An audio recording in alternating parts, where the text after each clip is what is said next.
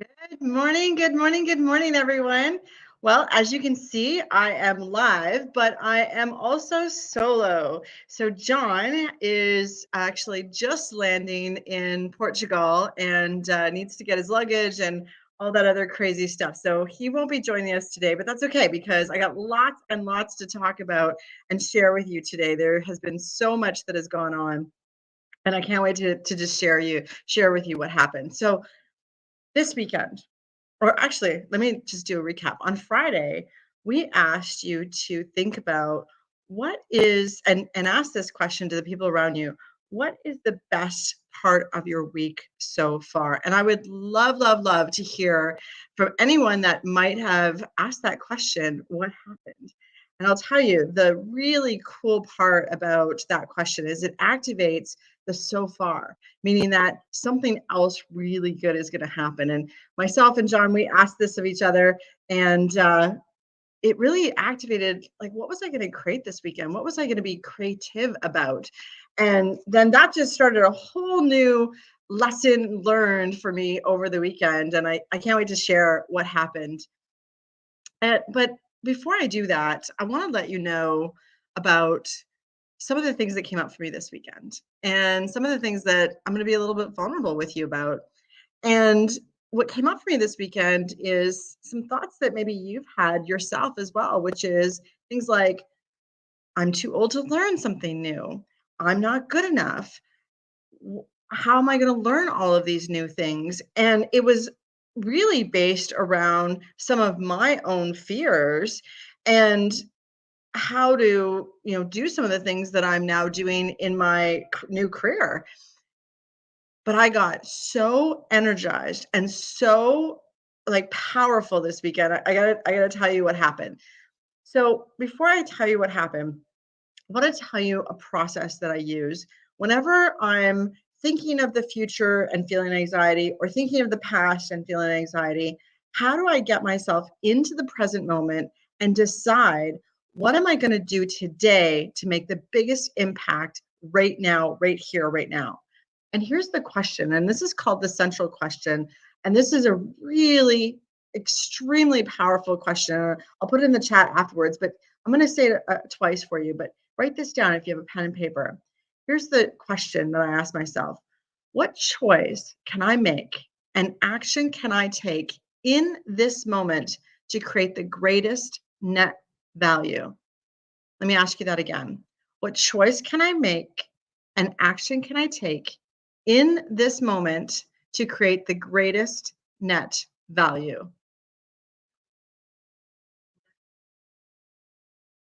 Now, think about that question.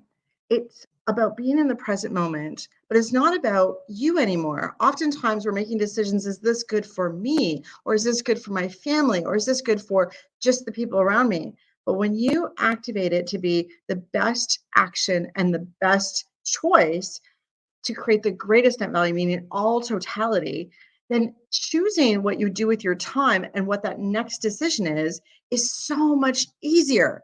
So this got activated for me this weekend, and I'll tell you how it got activated. So you may or may not have heard, on the internet, you're seeing there's a lot of AI technology. The Chat GPT tool is coming out. People are using it for all kinds of different focuses. And I got caught up in it. I was like, tell me about this open artificial intelligence. It's free. It's all over the place. And I got in there and I was like, "Oh, I'm too old to learn something new. How is this going to help me? This is too much to learn." And then I jumped on a webinar that a friend of mine did on Friday or on Thursday.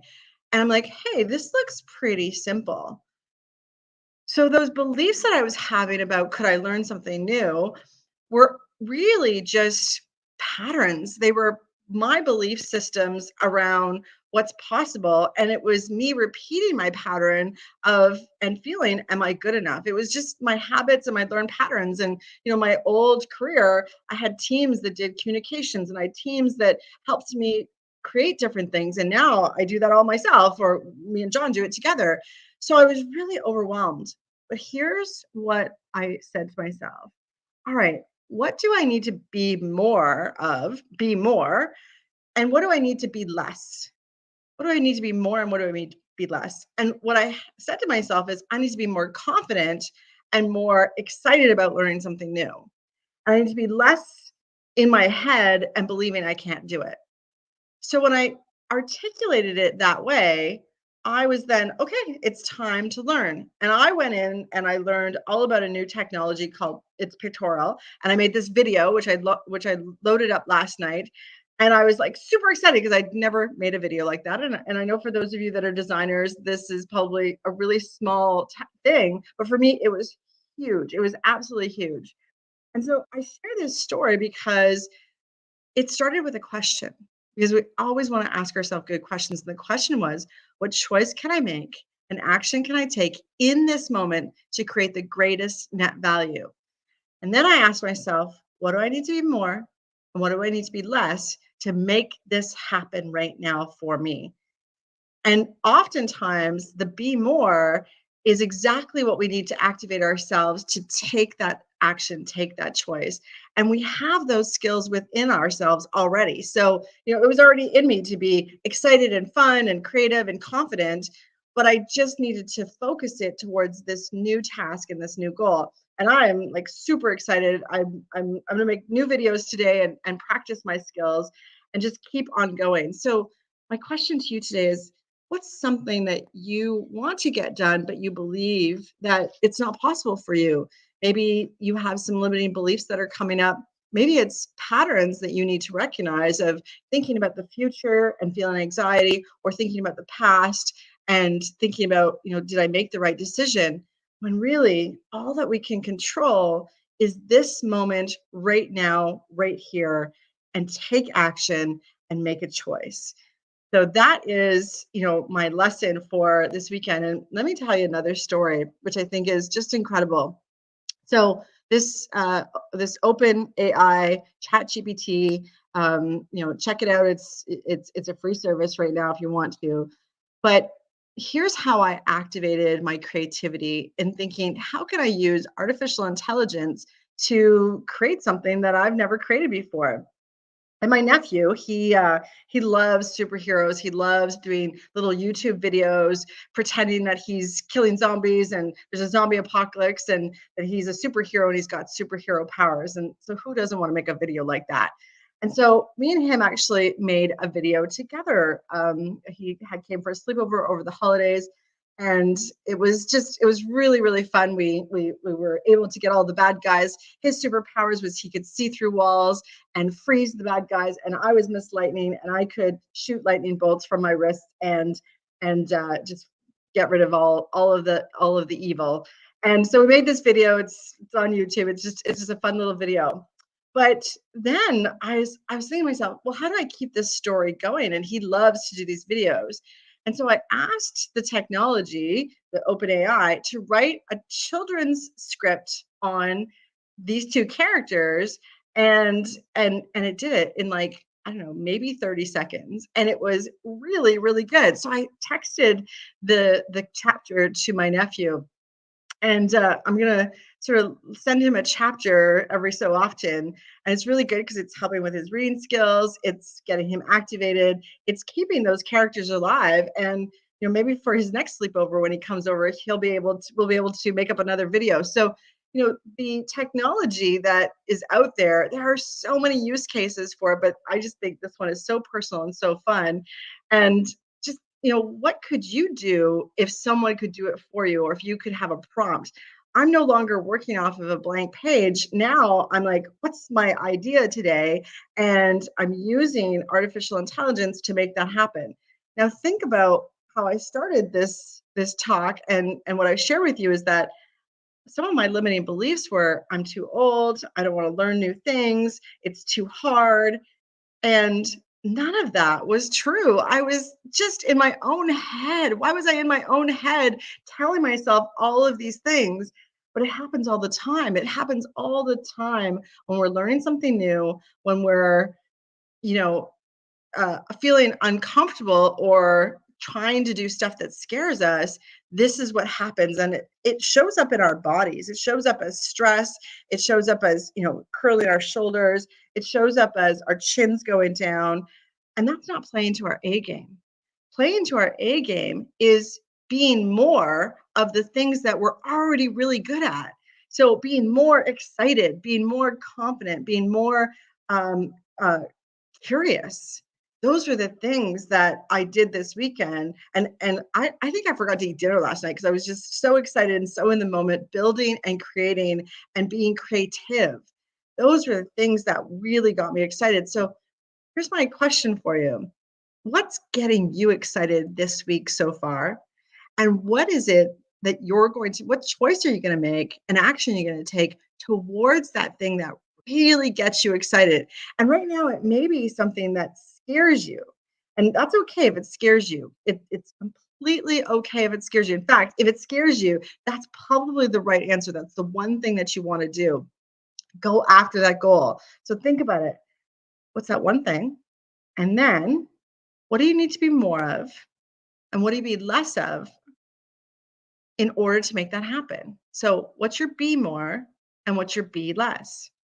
And a lot of times, the be more is things that you're already good at. So, think of something in your life that you're already good at. You already do this at the highest level. Now, how do you cut and paste those skills into the thing that you're just learning or haven't mastered just yet? And that's the magic of this question and focusing on your be more and your be less. Now, there's so much more that I could teach you in this, but I really think it's important that you focus on this week, making it the best week that you've had in January, because this is the week where people are really feeling the stresses of the season. The weather's changed, the credit card bills are coming in, things at work are picking up. Uh, the focus has been lost because of the holiday seasons in some cases, but you also feel like time is ticking away really, really quickly. And what I want to reassure you is it doesn't have to be like that. It doesn't have to be like that when you live in the moment, in this moment right now, rather than looking at your to do list and thinking, how do I get that all done? And in fact, I want to rename our to do list. This is a really powerful change in your mental state is rather than your to do list, what about if you changed it to say take action list? Would everything that's still on your to-do list be there if it was a take action list? And would it still be there if you're the one that's supposed to take action? Because a lot of things that are on our to-do lists are things that we don't have to take action on, that they're, future things or they're, nice to have things. But in fact, we could probably delegate it to someone on our team. We can eliminate it completely. But when we look at it from a take action list, now we can say, now when am I going to take action? When am I going to make the choice and the decision that this is the best thing to do right now for all of the goals that I've set for myself, for my family, for my team at work, and for my day? And, if you are thinking it in that ways, what is the most important thing that you're going to do today to create the greatest net value? I can guarantee you it's probably not attending all the meetings that are in your calendar right now. Whoa, think about that. Look at your calendar right now and ask yourself, is this the best way to use your time, your resources, your brain power? Or is there something else you could be doing that would impact someone else in a positive way? When I was in the corporate world, I often had to come to this decision, and I was invited to a lot of meetings and I was triple booked sometimes. And so I had to make the decision that I wasn't going to go. And sometimes our ego gets in the way of those decisions. And our ego has us trying to do too much. When in fact, if we focused on the things that are the most important, that will create the greatest net value, then we will be able to make the biggest impact. And when I think about what our purpose is in life, what we're really striving to do as human beings, our purpose is to create love and be loved. And I know that's sometimes weird in a corporate environment, but I don't think it is at all. Because when we love what we do, when we love ourselves first, and then we love creating things with people, it's contagious. That energy is contagious. But I've seen lots of executives, and I think I was one of them at one point, that go back to back, meeting to meeting, sitting there because they have to fill a seat, or because they were invited, or because that's what they have seen be done. So here's my call to action for you. Look at your calendar today. What's on your calendar? And is there something that you could delegate, remove, defer, or not do at all, and replace it with, here's the key, replace it with a decision or an action that's going to make the greatest impact for you and your team? Greatest impact for you and your team. Maybe it's inviting 3 of your team members to also not have that same meeting, and you guys go for a walk. I know it's cold out. If you're in Canada, it's cold, but you know what? If you bundle up, it's the right thing to do. Maybe it's to take that time for yourself to get focused on what does tomorrow and the next day look like, and what's your greatest net value that you're going to create on both of those days. Your action list is so, so important. Not your to-do list, your action list, your take action list. Because when you have a take action list, then you also have a list of what you've taken action on. And then only then can you celebrate your successes and your wins. And I put all kinds of things on my wins. You know, I have, and me and John talk about our non-negotiables. And our non-negotiables, for me, my non-negotiable every morning is I meditate for 15 minutes. I am doing a push-up challenge for myself. And by the way, I'm up to 5 push-ups, real push-ups, and I do a plank challenge. So that whole process takes me 20 to 22 minutes, and it's a non-negotiable. It needs to be done every single day. And I made my non-negotiable really simple and easy to tackle. If I would have made my non-negotiable, and many people have done this already for the new year, I'm going to go to the gym 5 days a week. I would have failed. I would have failed if that was my non-negotiable, because I haven't built the habits or the strength to do that. So I chose really small bite-sized pieces of a habit that I can create: meditation, push-ups, plank. It's that simple. So, you know, think about, what have you said you wanted to get done in January, and you created this big massive goal. Now chunk it down into one action you could take. In fact, you could probably take it, it's so small and so easy that you could take it before your next call, or you could take it before the next hour finishes. That's how small of a non-negotiable you want to create for yourself, because that's how habits are created. And then what you do, this is so exciting. Then what you do is you stack those non-negotiables and you add one more thing to it. So I have now added in, I use an app for doing different exercises called FitOn. I'm not an affiliate, but it's pretty cool. Kind of like Peloton. So for all the people that use Peloton. And so now I've added in, I have to do one class a day. And here's the cool part about it. Some classes are 10-minute stretches. Some classes are full on 45-minute classes. So the goal that I made for myself is that I'm doing one class, and it doesn't matter if it's 10 minutes or 45, both of them get me that check mark for the day. When I stack up those check marks for the day, when I click them, done, done, done, I am empowering myself and fueling myself for what else is on my action list.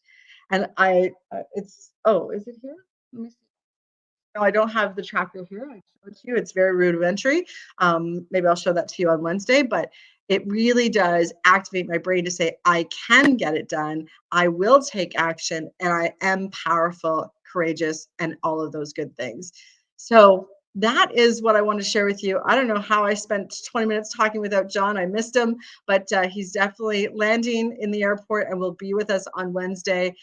Thank you so much for all of your time. Here's my ask of all of you. Me and John, we want to make an impact this year. We want to make an impact on 100,000 people. And the best way to do that is to share this message. So if you have someone that you know would benefit from joining us on the lives or watching it afterwards, please share the link, tell them to come join us. It's a great conversation started. Gunjan, I see you. Thank you so much. I just turned on the comments. And Sheila, thank you so much for your feedback. And for everyone else that's watching live, thank you for your time. Thank you for energy. We have some exciting news that will come out on Wednesday about our next masterclass that is happening another week in the week after. And we are excited about this masterclass, because if you're off track for your New Year's resolutions, this is masterclass that you want to come to get back on track. In fact, we're going to show you how New Year's resolutions is not the way to go. You want to go with intentions and really focus on the actions you're taking. But I'll leave it there. Exciting news on Wednesday to come. Thank you so much, everyone. Have an amazing and curious and creative day.